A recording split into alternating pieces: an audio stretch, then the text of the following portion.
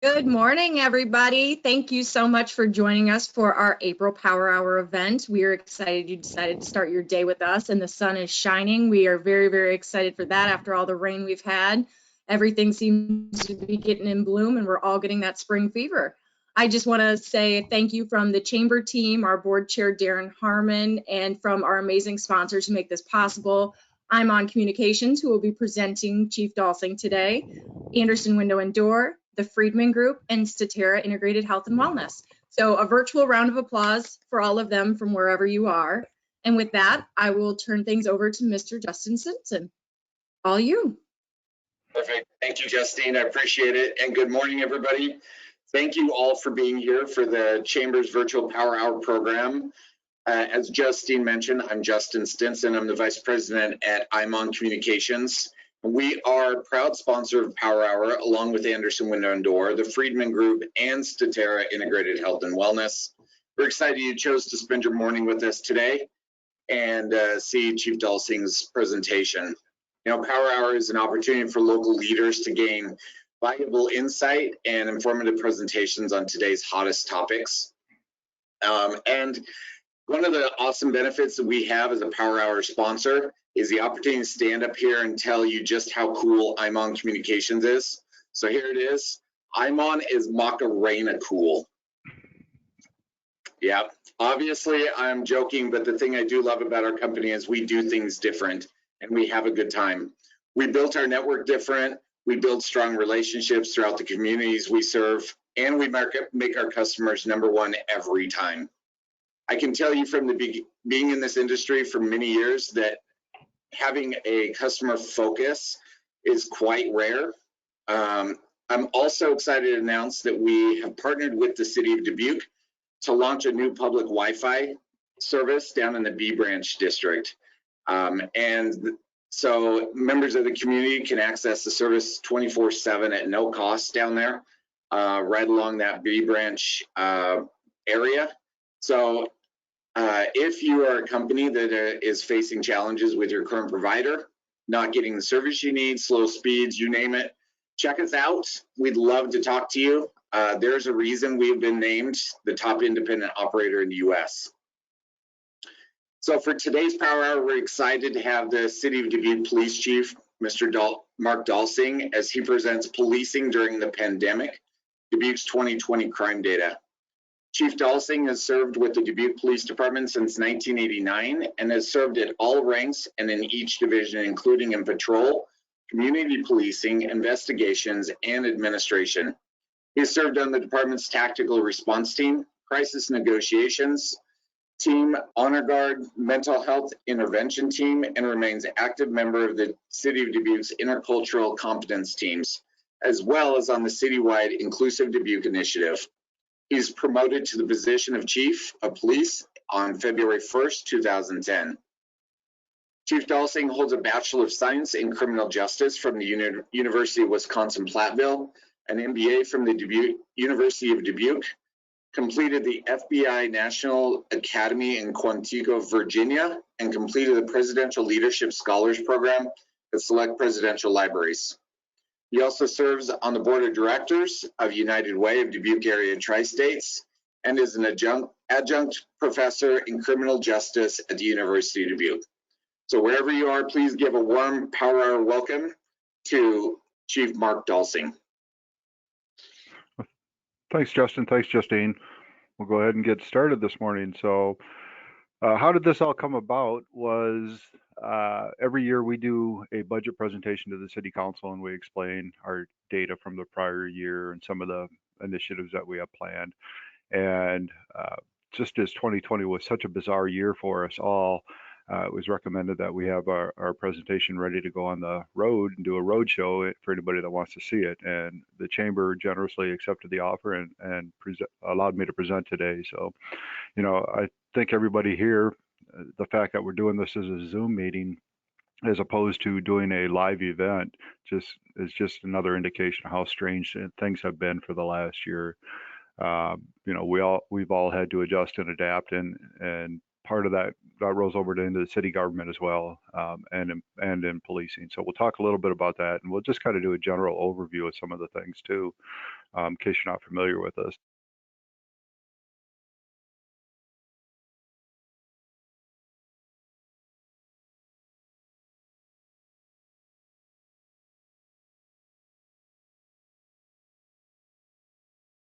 Lost your sound. Got me now? Good to go. All right. So just a little bit historical. We've been around for 184 years. We were originally on the first floor of City Hall. If you've ever been at City Hall, that whole first floor area was pretty much the police department, and then the basement. We merged with Dubuque County in the mid-70s and the Law Enforcement Center at 770 Iowa Street. And Emergency 911 Communications moved in with us as well. So police, sheriff, and fire all used to have separate 911 centers, and now it's a joint county-wide communication center. The Law Enforcement Center was expanded in 2004. A huge addition was added at 855 Central, and this added a workspace on the main floor, but then lots of jail space on the upper floor. So that'll come into the conversation a little bit more as we get talking about this COVID trend.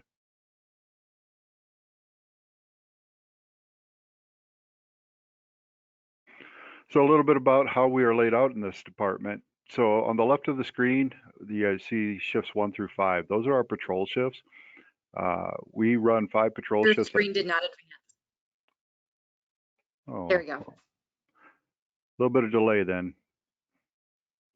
So the 5 patrol shifts on the left, for shift 1 starts at 5 a.m., shift 2 starts at 9 a.m., shift 3 starts at 3 p.m., shift 4 starts at 7 p.m., and shift 5 starts at 11 p.m. So we have the 5 patrol shifts because the officers work 10-hour shifts, and by doing the 5 shifts, we get overlap of a couple hours at least on each shift, and that gives, so there's no shortage of officers during a shift change type thing. We've had 10-hour shifts for coming up on 20 years now, and the officers love it, the fact that they work 4 10s and have the 3 days off, but it causes its own unique challenges. Next to that is community policing, COP, and that's what most folks commonly refer to as the bike police. So the bicycle officers are there. It's also the school resource officers, a public information officer, crime prevention officer are in that area. CID is criminal investigations, and that would include all general crime investigations, any major investigations, as well as drug enforcement with the Dubuque Drug Task Force, which is a multi-jurisdictional task force with city, county, and state officers. And then Staff Bureau is the rest of us. Did it advance, Justine? Still sitting on the, oh, there it goes. Okay, we got about a 3 or 4 second delay, it looks like. So we are an accredited law enforcement agency. We are the original accredited agency in the state of Iowa, first accredited in 1993. It requires that we are inspected every 3 to 5 years. It's changed over the years. It's currently on a 4-year rotation, and we were just reaccredited last year. So to do that, we have to meet 484 standards for accreditation, and that requires constant upkeep on our policies and procedures and documentation of those. So when they come in for the inspection, they show that we are doing things according to the standards prescribed. We'll talk a little bit about staffing because this is kind of an important issue for us right now. I am authorized 112 sworn officers. I am currently at 94 with 11 vacancies, 3 in the academy and 4 in the field training program. So when I have that many, the 11 vacancies and the other 7 in training, that's actually 18 officers down. So that causes us some challenges as we try to adjust and make sure that everybody's properly covered. So we're coming into the busy season. Summers are always traditionally a lot busier for us. So this will be something we'll be trying to stay on top of quite a bit. And one of the discouraging signs is that we're seeing some changes in recruitment and retention. So the blue line at the top of this chart represents how many people actually sign up to take our tests. Now they don't always show up, but they, you know, it's been fairly consistent, well over 100 for a number of years. And we slowly started seeing dips starting in about 2017 into 2018. And we had a couple of bounce backs, but then if you looked at 2021, we did our testing in February or early February, I believe, and we only had 68 people to sign up to take the test. The orange line is the number of people that actually passed the processes. So it's a written test, a oral examination, interview panel, and physical fitness testing. We ended up with only 14 people that passed the process. And the gray line across the bottom, by state code, I'm authorized to have a list of up to 40 candidates. So you see up through from 2010 to 2014, we had the maximum allowed by state code, 40, then a little dip, and then 40, and then just a steady dip down to this last year when we only ended up with 10 people on our list. And if you remember from the prior slide, I have 11 vacancies. So I don't even have enough people to hire off this list. So normally we have a list that's good for 1 year, but this is a 6-month list. We only had the Civil Service Commission certified for 6 months, so we could retest to get in the fall. Part of this is due to what's going on in society right now. Quite frankly, it's not a good time to be a police officer. There's a lot of social unrest, there's a lot of danger, and a lot of folks that were maybe thinking about a career in law enforcement are saying, you know, I think there's probably something better for me out in society, and they're straying away. One of the things that we are cautiously optimistic about is that the folks that are going into our process are well aware of what they're getting into. So in the past, you know, back in 2012 when we had 289 people signed up to take the test, we would add a cross section of people to include criminal justice students, you know, folks that were some experience or a lifetime desire to be in law enforcement. But then we'd have a lot of people that would think, maybe I can do that, and they'd just show up to take the test. And then after a few years on the job, they'd say, you know, this wasn't the career for me. So when we don't see the high numbers, the folks that we're seeing come through the door generally have a good idea what they're getting into. So what we're losing in quantity, we're making up in quality, but it still makes for an incredibly challenging time to try to keep up with the attrition. And based on how our retirement system works, we are go in waves, and we are going to be going through a wave over the next few years of mass retirements. So it'll be a constant cycle of hiring and training for the next several years. As I said, this presentation is part of our budget presentation, and this is one of the slides that we present to council. And to support the law enforcement in Dubuque is $15 million. And as comparison to other city departments, we are one of the highest as far as overall operations. We don't have a lot of capital improvement projects, so when you start throwing those in, public works and engineering will add multi-million-dollar projects, so they would far expand us. But just in day-to-day operations, we are one of the more expensive components of city government. What's the impact to the average homeowner? It costs you about $240 to have police protection in the city. And last year we saw about a 37-cent increase. So when we lay out the city of Dubuque on a map, we have 7 patrol territories that we cover. Right now, 101 is what you would consider the greater downtown. So the little line that shoots out to the right out of 101, that would be the Julian Dubuque Bridge, just to give you a reference point. So it's down through Hy-Vee, South Locust, and then up to about 22nd Street. So that's the smallest, but it's also has the heaviest population density, as does 106, which a lot of folks would consider the college district. Dodge through West Locust, which would include UD, Clark, and Loris. So for decades, we had 6 territories. In 2010, we added 107, which is at the top center of the screen, because the city has continually expanded over the years. If you look at 104 on the left of the screen, that's our North Hill territory, and you see it's kind of jagged throughout the edges. We're competing with Asbury for land. We are bringing in extra land throughout that section of the city. So that territory was getting too large and unmanageable for one officer. So we added officers starting in 2008 through 2012, and added enough to expand and split into portions of 104 and 103 and create 107 to make the territories more manageable. But you look at 104 and it's still pretty huge. But the fact is, houses aren't on top of each other out in that area like they are down in the downtown. So the population density is a lot more spread out. There's still a lot of green land out in that area yet to be developed. And the same with 105 on the bottom of the screen. That's our South Hill, and it's pretty much everything south of Dodge Street. And we can only go so far with expansion yet in that area, so that won't grow too much. But if you look in the corner, the white section between 104 and 105, you see the Southwest Arterial Corridor. So right now, the city owns the land on either end of the arterial. So the interchanges on Highway 20 and 150, 161 are in the city of Dubuque, but the land in between is currently Dubuque County. But there's a great white area in there. Right now, there's a lot of farm fields and a lot of other rural area. But if any of you have been around for a while and you remember the Northwest Arterial, 25 years ago, that was a lot of grass fields, farm fields, and nothing was developed. So as that Southwest Arterial eventually begins to grow, I think you could easily see some folks wanting to annex into the city to get to the water and other resources that the city can provide to them. And that Southwest Arterial corridor could eventually become city property. If that happens, we'll have to look at it again and decide, do we have to add another patrol territory?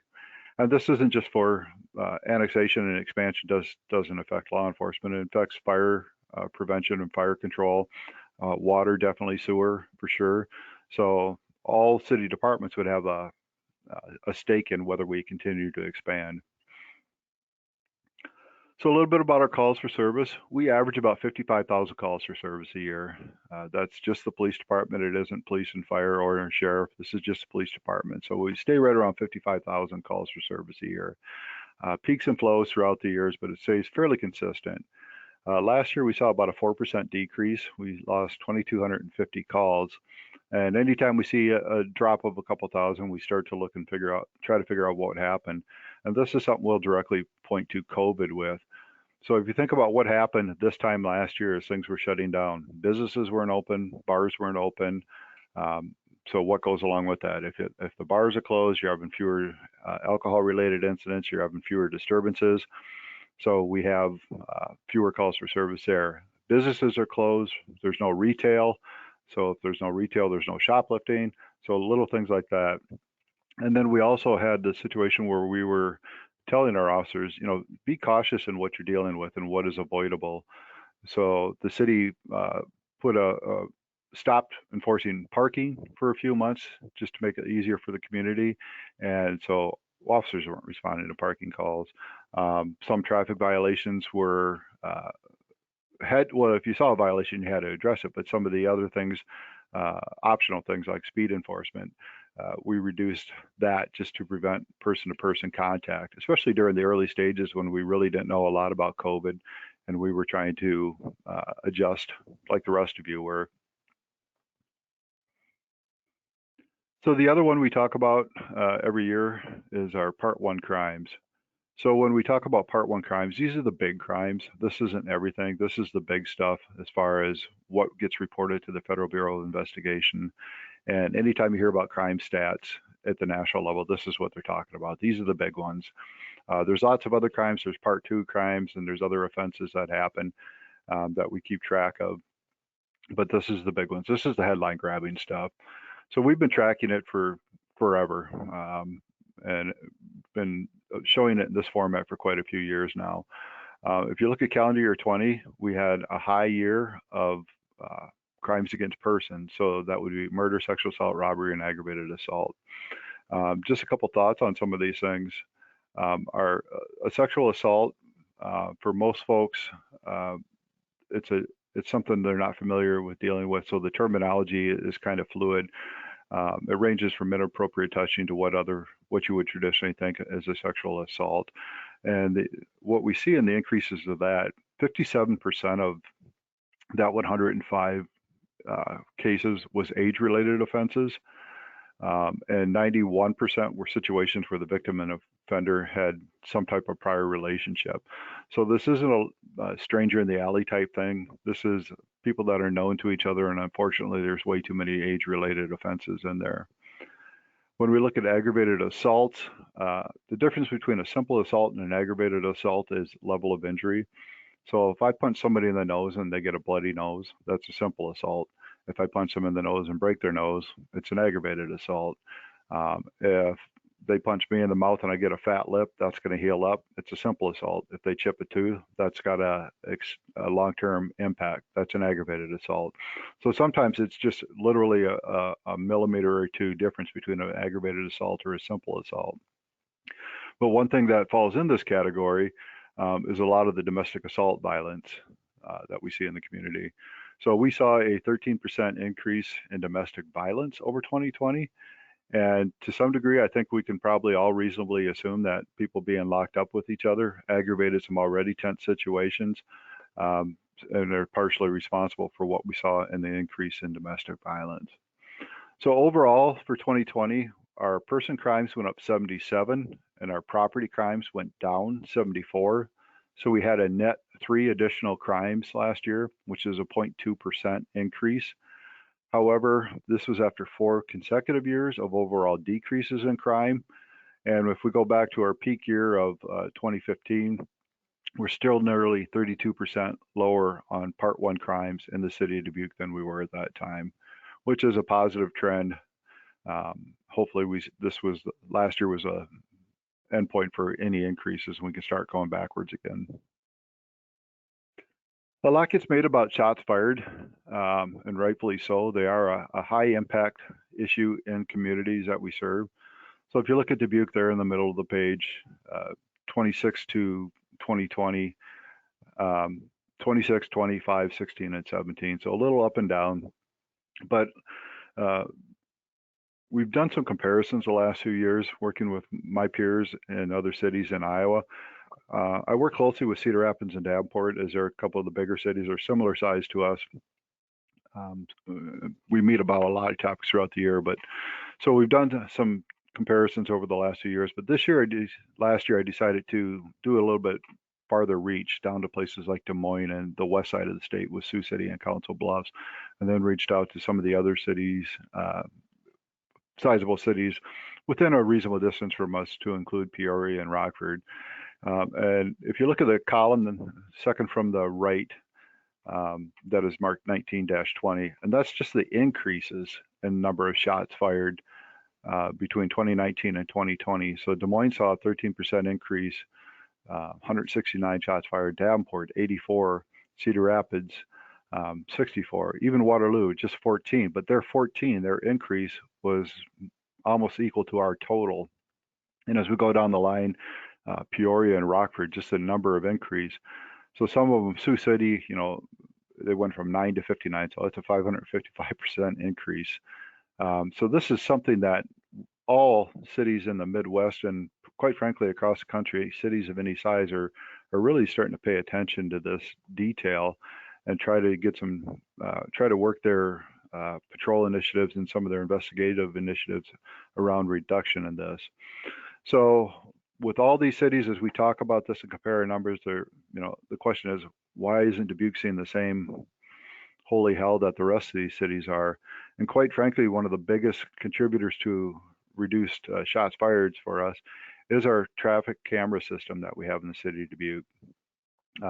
It started strictly, it was a traffic control system, but once we started using it in the police department, it became a game changer for us. So right now there's about 1,000 cameras over the city that we have access to. About half are in parking structures, so they're not quite what you think about, on the street stuff. So even if we have 500 to 600 cameras out on the street, that's 500 to 600 extra sets of eyes that we can use to help try to resolve crime. And where it's really important with the shots fired, think of a drive-by. A car pulls up, shoots 2 or 3 rounds, takes off. Literally a 3-second incident. And by the time the police get there, even if they're a block away, they'll get there in 20 seconds. That car is long gone. If you lack cooperative victims and witnesses, it goes unsolved. For us, even if nobody wants to cooperate, we can pull up a camera, we can get the car. We often catch the shootings on camera. If they drive away and we can't get a license plate, we can jump ahead 2 streets to where the next camera is and start identifying these folks and hold them accountable. We have camera viewing stations in the dispatch center and also in the patrol area and our investigation area. And a lot of these, the 911 dispatchers, one will be giving the called information to us, the other will be watching the camera. So they're giving us a play-by-play, and we'll go be responding to calls, and the dispatcher will say, the person in the red car ran the red light. The person that was involved in this is running south. They just hid something under a porch at this address. So it's just an incredible tool that, quite frankly, the chiefs of a lot of these other departments are very jealous of. But you're going to start seeing some expansion in these cities because they've all come up and visited us, and they all want to try to duplicate what the city of Dubuque does with our camera system and how it makes a difference in crime resolution. Excuse me. One of the things that we're very proud of is our clearance rate. So the Part 1 crimes that you saw on the chart a couple of slides ago, murder, sexual assault, robbery, and aggravated assault, we have a 92% clearance rate, which is about double of the national clearance rate. So what this means is that we have done everything possible to resolve this case. Arrest being the perfect case, but then you also get situations where prosecution declined, death of offender, death of victim refused cooperation. There's a whole litany of reasons why arrest didn't happen, but we will do everything possible to resolve a crime if you are a victim, and we have great success to that end. So some of the COVID impacts when it comes to how it affected the community. So I threw up a couple of headlines from last year and earlier this year about outbreaks in the jail, inmate counts in the jail. So these are definitely some things that impacted us. So when it first hit us, we were trying to decide, what's the best way to handle this? We still have a job to do. We still have to respond to the citizens' needs, but we don't want to be in houses where we're possibly putting our staff at risk or potentially putting the community at risk. So we started looking at other options. So when possible, we'd have people meet out on the porch or in the front yard, do the social distancing thing to take reports. We switched over to a lot of phone call type things. If it was a simple misdemeanor property crime, there was no need to send an officer. They could handle the information over the telephone, which is leading us to, some other techniques of can we do some things online? So we're working on that right now. Earlier, as I said, we had a decrease in traffic enforcement and parking violation, those type of things. But one of the other things we had to look at was what are the impacts of arrest? Our first positive test officers were because of an arrest. It was a person that they ended up fighting with out in the street, and I think all the officers that had a contact with that person ended up testing positive for COVID. So then that person gets arrested and held in jail. And then that just changes some of these risk categories, excuse me, for correctional staff as well as for the other inmates. So we started looking at what are some things that we can do for this. So cite and release became an option. It's always been an option. Instead of taking somebody to jail, they'll get a citation notice to appear. Maybe they'll go to jail, they'll sit for a little while to cool off, and then they'll be released on a citation. Something else that we've had in place and we didn't use quite as much is what's called acceptance of responsibility. So let's just say somebody gets an OWI. Traditionally, they'd stay in jail until the next morning, until they're sober. Now, if we can find a responsible sober adult to turn them over to, we may do that instead. But the idea is to keep people out of jail, especially if they are coming from a situation where they have been in contact, maybe they don't know that they're positive, and they're taking that into the jail. So there's been a couple outbreaks in the jail, which causes them great issues to try to deal with. But it also, it creates challenges for us. What do we do with this person? So if we have a situation where somebody needs to go to jail, they're still going to go to jail. If it's somebody that, the incident is over, they're fairly cooperative, we'll try to find other options for them. And where this also plays into current policing philosophy is what are some options in lieu of jail? And you're hearing that on the national scene right now with some of the social initiatives of how do we keep people out of jail to keep them from losing their job and employment and the other things. So it helps with that conversation. And one of the things that we talk about locally right now is equitable fines and fees. How much of an impact do fines have on somebody? Is it causing so much disruption in their life that they can't be a productive member of the community because they're constantly at a risk of paying fines, going to jail, getting their car towed, and all the other things?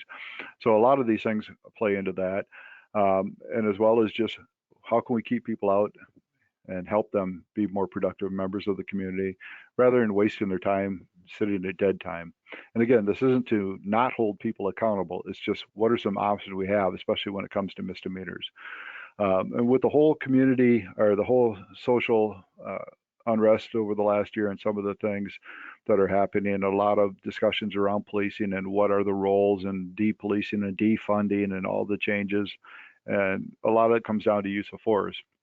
And right now, the Chauvin trial is going on in Minneapolis, and we had the young man that was killed in the suburbs of Minneapolis over the last few days.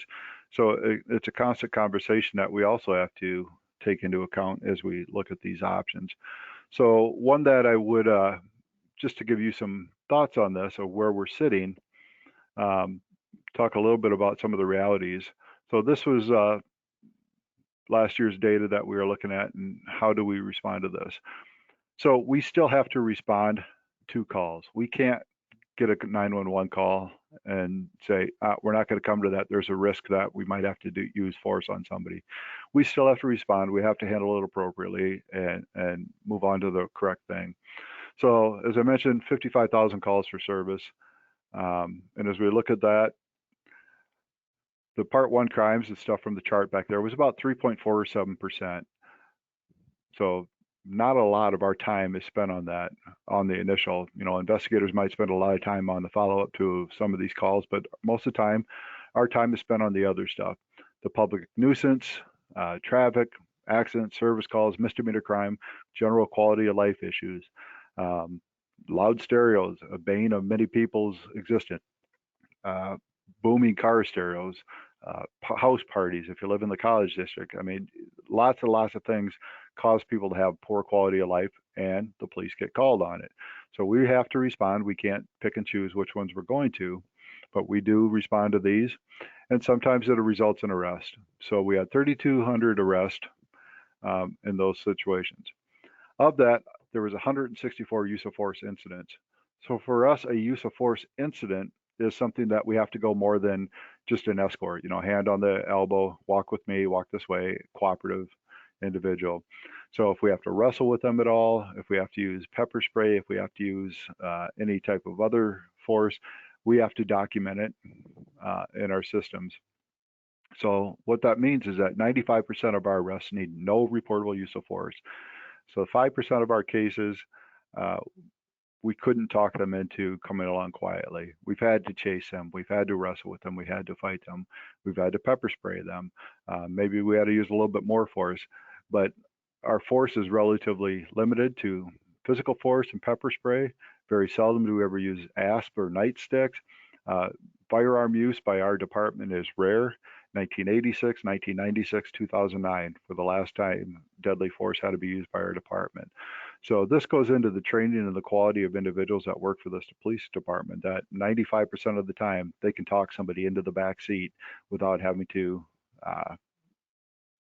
go hands-on. A little bit about police oversight just in that same capacity. So law enforcement has more levels of oversight than probably any other profession. Maybe some of the trades with the levels of inspections that can happen have to go through some of this, but this might be hard to see for some of you, but so I'll go through the rings. The lowest ring is on-duty supervisor. We have a supervisor on staff 24 hours a day, 7 days a week. So there's always somebody here to complain to if you have an issue with how an officer handled your call. And then we have internal affairs, which is pretty common language. Somebody that in our department that looks at cases and digs into them if they need further investigation. Administration, some people jump right to me or the assistant chief to file a complaint. And the famous city hall. I'm friends with the mayor. I'm friends with the city council member. I'm friends with the city manager, and they jump right to them rather than going through one of the lower rungs. DCPRC is Dubuque Community Police Relations Committee, and that's an entity that's been around here for quite some time, and that'll be in one of the next slides. Human rights, our local Human Rights Commission won't look at local situations involving other city departments because they are a city department, but at the state human rights, there is that option. And then you go further up, Department of Justice and the court system. They can always jump to those levels as well. Some folks use every one of the circles on this system. Some jump around, but ultimately there is a place for people to be heard. So the Dubuque Community Police Relations Committee, DCPRC, was created in 1993 via an MOU between the City of Dubuque and the NAACP, originally named Dubuque Community Advisory Panel. It's just another outlet where people can hear complaints, or where community members can have their complaints heard if they feel they're discriminated based on their protected class. So that could be race, gender, and the other protected classes. The panel can recommend training, policy changes, or mediate between the involved parties. A few years ago, we expanded it and renamed it DCPRC. And in 2016, we expanded it to all city departments. So it used to just be if somebody felt they were discriminated against by the police department, they had an outlet. Now it's if they feel they had an issue with any city department, they can bring it to this panel for further review.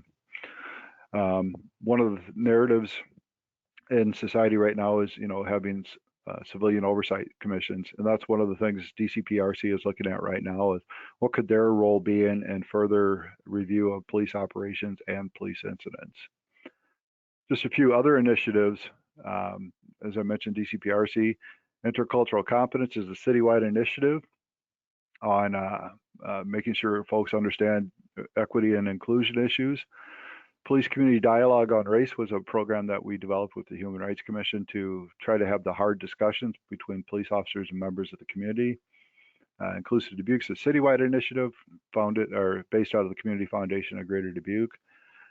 For the People is a small grassroots organization that was looking at data for disparities and has led to a long-standing positive relationship between the Dubuque Police Department and that organization. Department of Justice has a group called Community Relations Services and Conciliation Specialist, and they came to Dubuque for facilitated conversations between community members and the police.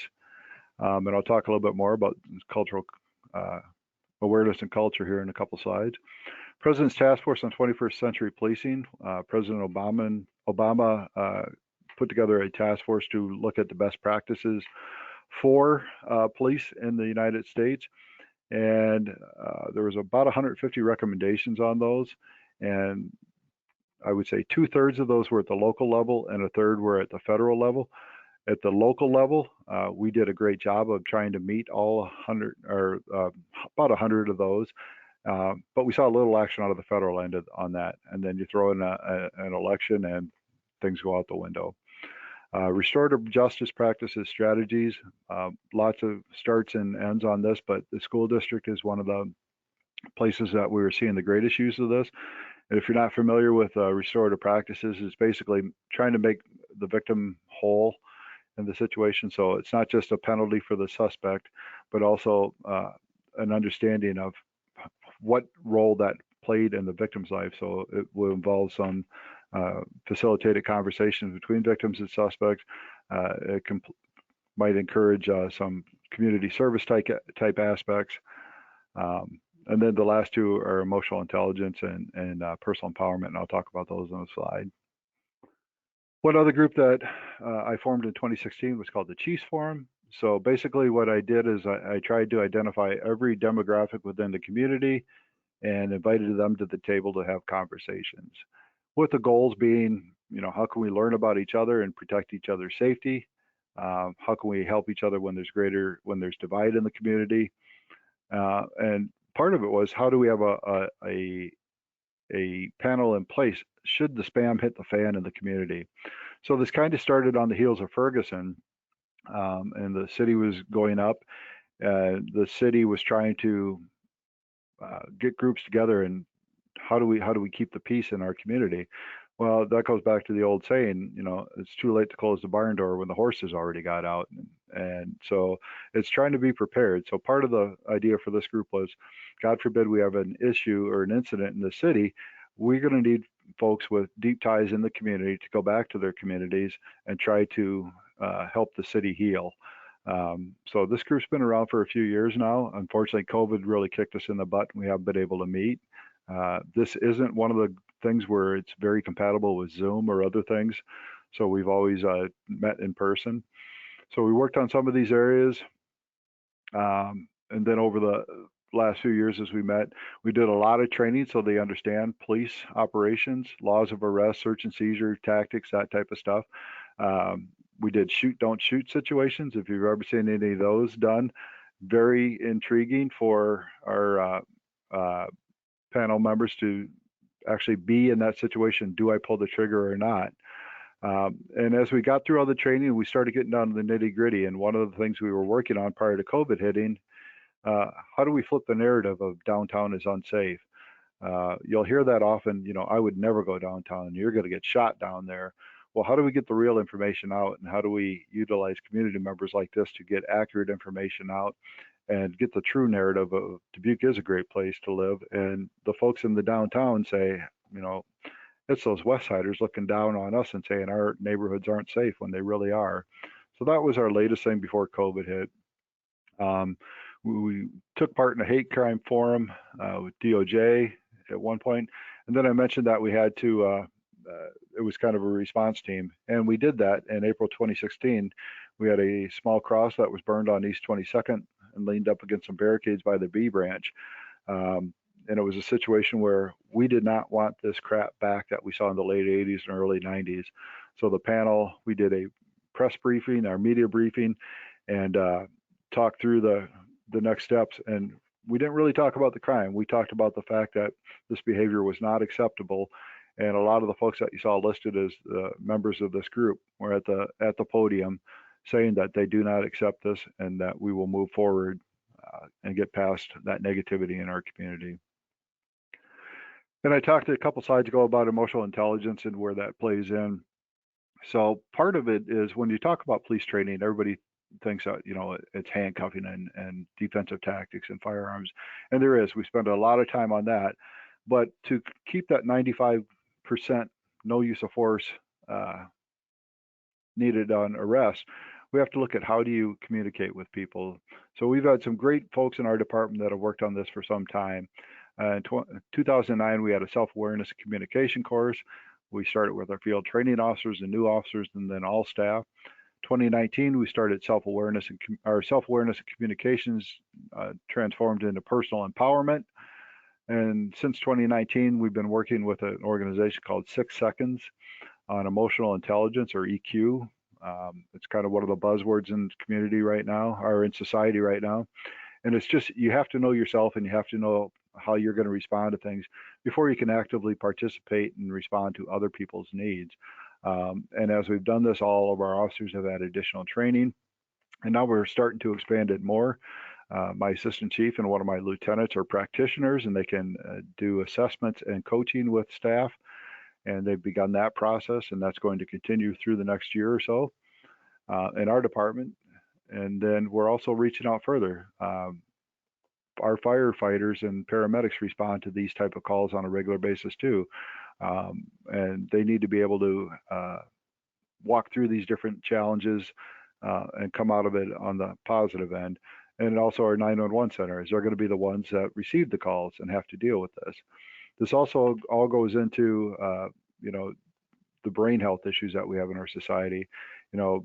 Based on most common conversations, 1 in 5 people has a brain health issue.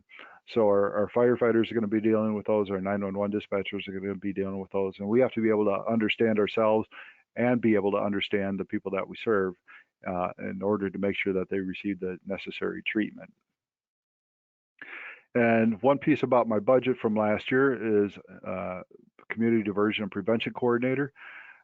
This position will focus on jail diversion programming. Again, this is not a situation where bad people are not being held accountable.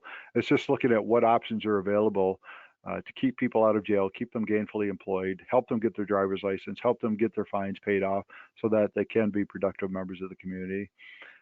When you hear about a lot of the social issues right now, you hear don't send the police, send a social worker. If that were to be true, if you wanted that in our police department, you probably need about 15 to 20 social workers to staff 24/7, 365. So what we are going to do is use this position to be a conduit between police, community members, and the existing service providers. We have a lot of great service providers in our community, and sometimes folks just don't know the proper way to get there, so we'll be there for that. And then post-arrest programming for community service and restorative practices. Again, you've done a crime, you're held accountable, but right now the options are jail or a fine. Those are not good to try to move on with your life. So what are some other options? We used to have a very active community service program in the community, but it's been gone for several years just because the provider went out of business. So what can we do at this end, at the local end? Again, to keep people in school, if that's what they're doing, gainfully employed, have a driver's license, have all the necessary requirements to be a positive member of the community, and not somebody that we just lock up and let out in 6 months to a year to several years and then expect them to be a different person. This is going to be partnered with the police department, even though it's in my budget. It's not going to be assigned here. We have some time yet as we work through the budget process before this position will be in place, but we're looking to have it in place, or at least a good jump on it by the end of the year. Work with some other city divisions as we move forward. So other than that, that is it in a nutshell. I wanted to leave a little bit of time for questions if anybody had any. And I think either Justin or Justine were going to facilitate those questions. So I'll turn it back over to them. Awesome. Thank you so much, Chief. That was some great information. I think that was a lot of information that people didn't know where to find it. So we're really happy you were able to join us today.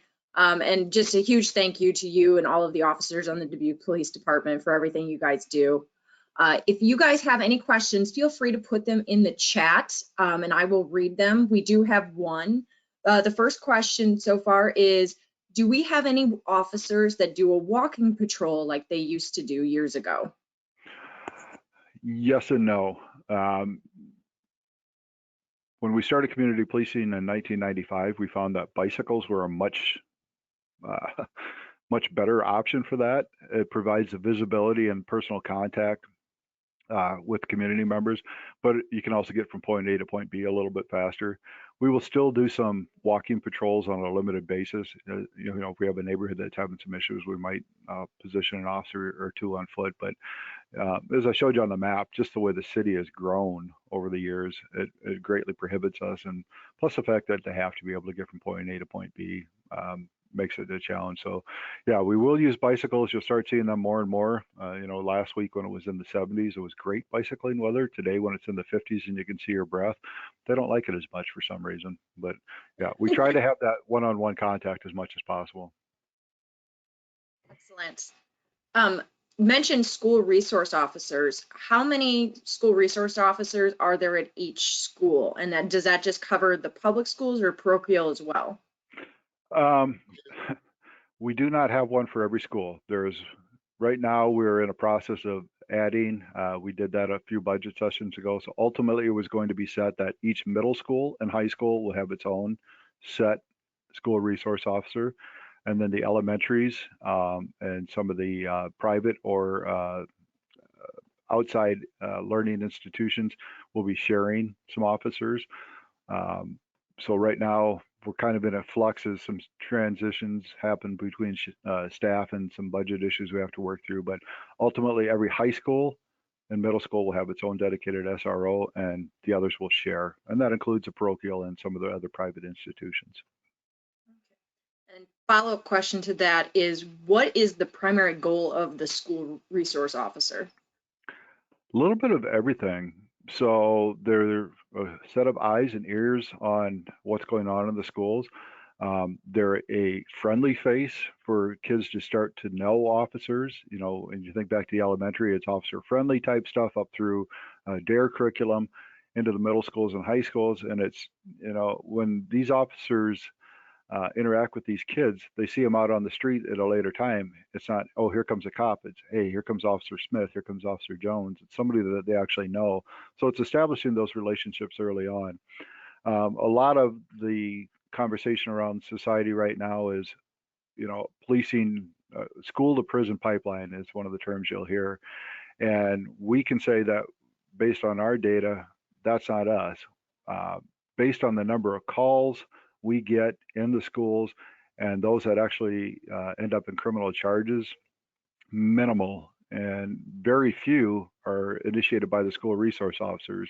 It's usually teachers that have been assaulted or staff that are bringing the attention to the officers. We're there for the overall safety and security of the officers, but we're also there to develop some positive relationships. And we're there to, if there is a negative situation, to explore all options in lieu of charges. So we do things like peer court, we do things like diversion, formal diversion, informal diversion. You know, rather than charge a kid with a petty theft for stealing somebody's, you know, book bag or whatever, sit down, have a conversation with them, with the school staff, and explain why is this such a negative uh, situation, the financial impact on a family that maybe can't afford it, and just try to mentor and mold kids. So once they get out of the schools, they're going to be productive members of our community. Excellent. Next question is the DARE program still active in Dubuque? It is. It is in the middle schools right now. We have one of our school resource officers that specializes in DARE, but then we try to have the other DARE officers that are available to teach the curriculum as well.